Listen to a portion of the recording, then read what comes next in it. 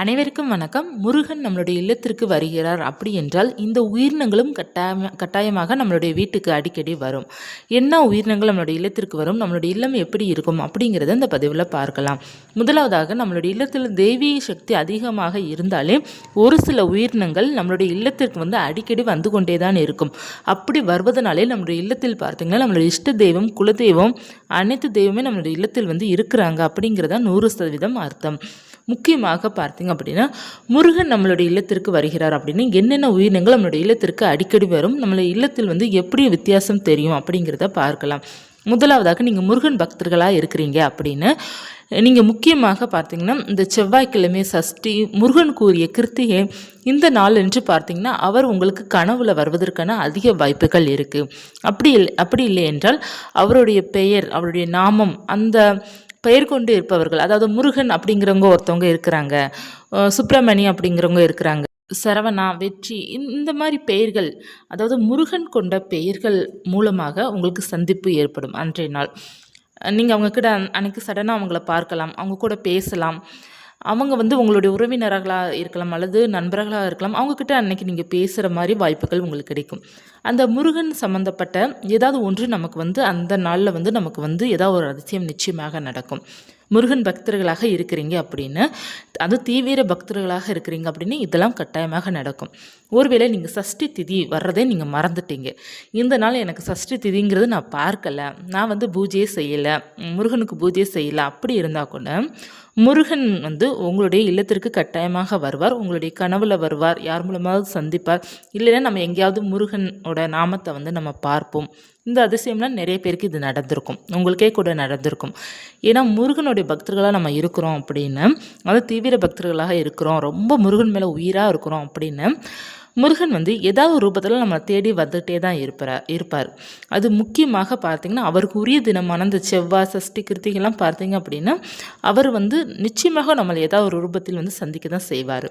அடுத்ததாக பார்த்திங்க அப்படின்னா உயிரினங்கள் நம்மளுடைய இல்லத்திற்கு எந்தெந்த உயிரினம் நம்ம வீட்டுக்கு அடிக்கடி வரும் அப்படின்னு, ஒரு சில பேர் முருகனுடைய பூஜை செய்கிறாங்க, ரொம்ப ரொம்ப தீவிர பக்தர்களாக இருக்கிறாங்க, அவருக்கு உரிய கந்த சஷ்டி கவசம், வேல்மரல் இதெல்லாம் அடிக்கடி பாராயணம் பண்ணி அவங்களுடைய வாயால் பாராயணம் பண்ணி பூஜை செய்கிறாங்க அப்படின்னா அவங்களுடைய இல்லத்திற்கு கட்டாயமாக சேவல் வரும் அல்லது மயில் வரும். இதெல்லாம் கட்டாயமாக இந்த உயிரினம் அவங்களுடைய இல்லத்திற்கு வரும். ரொம்ப முருகன் பக்தராக இருக்கிறவங்க ஏதாவது ஒரு ரூபத்தில் அந்த சஷ்டி திதி என்றோ அல்லது அவருக்கு உரிய தினத்தன்று மயிலை கட்டாயமாக பார்ப்பாங்க அல்லது சேவலை பார்ப்பாங்க. அவங்களுடைய கண் முன்னே கட்டாயமாக பார்ப்பாங்க. முருகனுடைய வேல் பார்ப்பாங்க. ஒரு ஆட்டோ பின்னாடியோ அல்லது ஏதாவது ஒரு ரூபத்தில் முருகனுடைய வேல் கட்டாயமாக பார்ப்பாங்க அல்லது முருகனுடைய படம் பார்ப்பாங்க. இந்த மாதிரி அதிசயங்கள் நடக்கும். நம்ம ஃபோனில் நம்ம தினமும் முருகனை பார்க்கத்தான் செய்வோம், ஏதாவது ஒரு வீடியோ பார்ப்போம் அல்லது ஏதாவது ஒன்று பார்க்கத்தான் செய்வோம். இருந்தாலும் நமக்கு திடீர்னு நமக்கு முருகனுடைய சந்திப்பு பார்த்தீங்க அப்படின்னா நமக்கு அவர் நம்மக்கிட்ட தான் இருக்கிறாரு அப்படிங்கிறது அது உணர்த்தும். இப்போ நம்ம முருகன் வீடியோ பக்தர்களாக இருக்கிறீங்க அப்படின்னா நீங்கள் அடிக்கடி முருகன் வீடியோ பார்க்கத்தான் செய்வீங்க. அதனால் அது ஒரு முக்கியமான அறிகுறியாக எடுக்க முடியாது. ஏன்னா நம்ம ஃபோனில் பார்க்குறது அடிக்கடி நம்ம பார்த்து கொண்டு இருக்கிறோம். முக்கியமாக நீங்கள் சடனாக பார்க்குறது தான் அறிகுறி.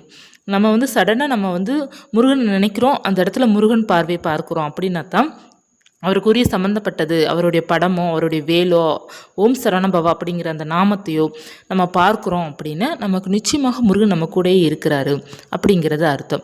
கட்டாயமாக இந்த உயிரினம் நம்ம வீட்டுக்கு வரும். மயில் கட்டாயமாக வந்துச்சு அப்படின்னா மிக மிக நல்லது. மயில் ஒரு சில இடத்துல தான் இருக்கும் அப்படிங்கிறத நீங்கள் நினைக்கலாம், ஆனால் உண்மைதான். ஆனால் மயில் பார்த்தீங்க அப்படின்னா மயில் இறக கூட நம்ம பார்ப்போம். ஏதாவது ரூபத்தில் சேவல், மயில் இதெல்லாம் நம்ம கட்டாயமாக அவருக்கு உரிய தினத்தன்று அல்லது பார்ப்போம் அல்லது நம்மளுடைய வீட்டிற்கே வரும். அடுத்ததாக நம்மளுடைய இல்லத்தில் பார்த்தீங்கன்னா குருவிகள் எல்லாம் வருது அப்படின்னா நம்மளுடைய இல்லத்தில் தெய்வீக சக்தி இருக்கின்றது அப்படிங்கிறதான் அர்த்தம். அடுத்ததாக நல்ல ஒரு பூ வாசனை நம்மளுடைய இல்லத்தில் பார்த்தீங்கன்னா அதிகாலை 4 மணிக்கு மேலே நல்லா மணக்க பூ வாசனை வரும், பத்தி வாசனை வரும். ஆனால் நம்ம தீபமே ஏற்றி இருக்க மாட்டோம். பக்கத்து வீட்டில் கூட யார் வீட்லேயும் சரௌண்டிங்கில் பார்த்தீங்க அப்படின்னு யாரும் பூஜை செய்திருக்க மாட்டாங்க. ஆனால் நல்ல ஒரு மனம் நம்ம வீட்டுக்குள்ளே வர்றது மாதிரியே ஒரு இருக்கும். அந்த நேரத்தில் பார்த்திங்கன்னா நம்மளுடைய தெய்வீக சக்தி நம்மளுடைய இல்லத்தில் இருக்கின்ற நேரமே அந்த அதிகாலை நேரம்தான். யாரெல்லாம் அதிகாலை 3:30 மணிக்கு 4 மணிக்கு முழிப்பு தட்டி அவங்க எழுந்திருக்கிறாங்களோ அவங்களுக்கு அனைவருமே அவங்க கூட தெய்வீக சக்தி இருக்குது அப்படிங்கிறது 100% இல்லை, 1000% உண்மை. அதிகாலை வந்து பிரம்ம முகூர்த்த நேரம் அப்படிங்கிறது சொல்லுவோம். அந்த நேரத்தில் வந்து தெய்வீக சக்தி வந்து அதிகமாக இருக்கிற நேரம், அந்த நேரம் வந்து அமைதியான நேரம். அந்த நேரத்தில் வந்து கடவுளுக்கும் நமக்கும் உள்ள தொடர்பு வந்து அதிகரிக்கும், பிரபஞ்சத்துக்கும் நமக்கும் இருக்கிற தொடர்பும் அதிகரிக்கிற நேரம் தான் அந்த நேரம். அந்த நேரம் யாரெல்லாம் அதிகாலை எழுந்திருக்கிறாங்களோ, அதாவது அவங்க எழுந்திருக்கணும்னு அவசியம்னா முழுப்பு தட்டினாலே போதும். அந்த 4 மணிக்கு எந்திரிக்கிற, இது 4 4:30க்கு இதெல்லாம் எந்திரிக்கிறாங்க. எந்திரிச்சாலே அவங்க பார்த்தீங்கன்னா ரொம்ப அதிர்ஷ்டசாலி தான். அது முக்கியமாக அதுக்கப்புறம் எழுந்திரிச்சிட்டு அதுக்கடுத்து அவங்க வந்து குளிச்சுட்டு அவங்க விளக்கேற்றி வைக்கிறாங்க அப்படின்னா கடவுளுடைய அம்சம்னே சொல்லலாம். அதாவது தெய்வீக சக்தி உள்ள அம்சமான பெண் ஆண் அப்படிங்கிறதே சொல்லலாம். ஏன்னா அந்த தெய்வீக சக்தி அம்சம் வந்து எல்லோருக்குமே அமையமானா கிடையாது. ஒரு சில பேருக்கு தான் அந்த அதிர்ஷ்டம்லாம் இருக்கும். யாரெல்லாம் அதிகாலை 3:30க்கு மேலே தானாக எழுந்திருக்கிறாங்களோ அவங்களுக்குலாம் தெய்வீக சக்தி அதிகமாகவே கட்டாயமாக 100% இருக்கும். நம்மளுடைய இல்லத்தில் பார்த்தீங்க அப்படின்னா நல்ல ஒரு சந்தன வாசனை நம்மளுடைய இல்லத்தில் வந்து வாசனையாக இருக்கின்றது அப்படின்னா முருகன் கட்டாயமாக நம்மளுடைய இல்லத்தில் இருக்கிறார் அப்படிங்கிறது 100% உண்மை. முருகனுடைய அதிசயம் பார்த்தீங்க அப்படின்னா நம்ம வந்து முருகன் கோவிலுக்கு பார்த்தீங்க அப்படின்னா போகிறது மாதிரி அடிக்கடி கனவுகள் வரும். முருகரை வந்து நம்ம ஒரு மலை மேலே உச்சியிலேருந்து பார்க்குறது போல், முருகனை வந்து நம்ம எங்கேயோ பார்க்குறது போலே நமக்கு தெரியும், அடிக்கடி கனவுல தெரியும். அப்படி இருந்தாலே முருகன் வந்து நம்ம கூடவே இருக்கிறார், அவர் நம்மளை வந்து அவருடைய இருக்கிற சன்னதி கோவிலுக்கு வந்து வர சொல்கிறார் அப்படிங்கிறத அர்த்தம்.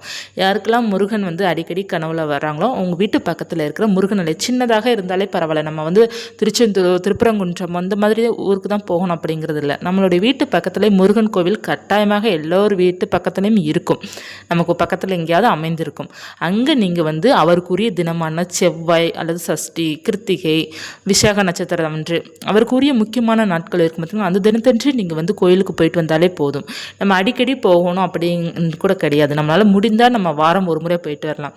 இல்லை கொஞ்சம் தூரமாக இருக்குது அப்படின்னா மாதம் ஒரு முறை வளர்பிறை சஷ்டி இந்த மாதிரி நாளன்று நம்ம போயிட்டு வர்றது மிகவும் நல்லது. இப்போ முருகனோட அம்சம் நம்மளோட இல்லத்தில் இருக்கின்றது, நம்ம வீட்டில் வந்து முருகனுடைய அதிசயங்கள் நடக்குது அப்படின்னா நம்மளுடைய இல்லத்தில் வந்து குழந்தைங்கள் யாராவது விசாக நட்சத்திரம், பூச நட்சத்திரம் மற்றும் உத்திர நட்சத்திரம், முருகனோட சஷ்டி திதியில் பிறந்திருக்கிறாங்க மற்றும் அவங்களுக்கு உரிய தினத்தன்றுலாம் பிறந்திருக்காங்க, செவ்வாய்க்கிழமை பிறந்திருக்காங்க, நம்மளுடைய இல்லத்தில் வந்து முருகன் அம்சம் இருக்கின்றது. அப்படி இருக்கும்போது நம் கட்டாயமாக பார்த்தீங்க அப்படின்னா முருகன் ஆலயத்திற்கு வந்து போயிட்டு வரணும், அடிக்கடி போயிட்டு வரணும். அப்படி போயிட்டு வருவதனால முருகனுடைய ஆசை இன்னமும் நமக்கு அதிகரிக்கும். நம்மளுடைய இல்லத்தில் வந்து அவர் அடிக்கடி வருவார். நமக்கு வந்து முருகனோட அம்சமாக நம்மளுடைய இல்லத்தில் குழந்தைகள் இருக்கிறாங்க அப்படின்னாலே நம்ம வீட்டில் கட்டாயம் முருகன் இருப்பார். அதாவது சஷ்டி திதியில் குழந்தை பிறந்திருக்கு, கிருத்திகை நட்சத்திரத்தன்று, அப்புறம் விசாக நட்சத்திரம், பூச நட்சத்திரம், செவ்வாய்க்கிழமை இது போன்ற நாட்களில் பிறந்திருக்கிறாங்க அப்படின்னாலே முருகன் அம்சம் உள்ள குழந்தைகள் தான் அவர்கள் எல்லோருமே. அதனால் அந்த மாதிரி குழந்தைகள் நம்ம வீட்டில் வந்து அந்த திதி கொண்டு பிறந்திருக்கிறாங்க அப்படின்னா முருகன் அம்சம் பெற்ற அந்த குழந்தைய பார்த்தீங்க அப்படின்னா நம்ம முருகனாக நம்ம நினச்சோம் அப்படின்னாலே அவங்க முருகன் தான். அதனால் அவங்க அப்படிப்பட்ட குழந்தைகள் நம்ம இல்லத்தில் இருக்கிறாங்க அப்படின்னு அடிக்கடி பார்த்தீங்க அப்படின்னா முருகன் கோவிலுக்கு போயிட்டு வாங்க, அந்த குழந்தையவே கூட்டிகிட்டு போயிட்டு வாங்க, ரொம்ப நல்லது. நம்ம வீட்டில் நிறைய மிராக்கல்ஸ் நிச்சயமாக நடக்கும். முருகன் வந்து அந்த குழந்தைங்களுக்கு துணையாகவே இருப்பார். என்ன ஒரு காரியம் நீங்கள் நல்ல காரியம் செய்தாலும் முருகனை அனுமதி கேட்டு நீங்கள் செய்யும்போது உங்களுக்கு எல்லாமே வெற்றி அடையும்.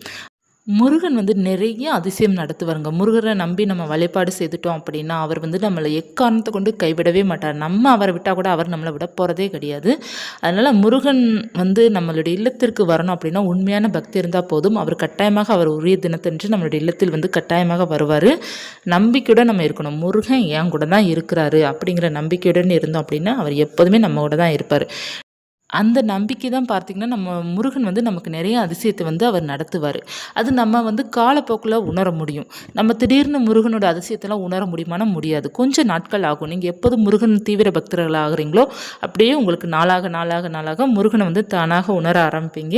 உங்களுக்கு வந்து முருகன் உங்களை சுற்றி தான் இருக்கிறாரு அப்படிங்கிறதும் உணர ஆரம்பிப்பீங்க. அதனால் முருகன் பக்தர்கள் எப்போதுமே பார்த்திங்கன்னா முருகன் உங்கள் கூட தான் இருப்பார். இதை எப்போதுமே ஞாபகம் வச்சுக்கோங்க. இந்த பதிவு உங்களுக்கு பயனுள்ளதாக இருக்குது அப்படின்னா ராஜி செல்வம் யூடியூப் சேனலுக்கு சப்ஸ்கிரைப் பண்ணி வச்சுக்கோங்க. நம்ம முருகன் பற்றிய தகவல், ஆன்மீக தகவல், அனைத்து தகவலுமே இந்த ராஜி செல்வம் யூடியூப் சேனல் தான் பார்க்க போகிறோம். நன்றி.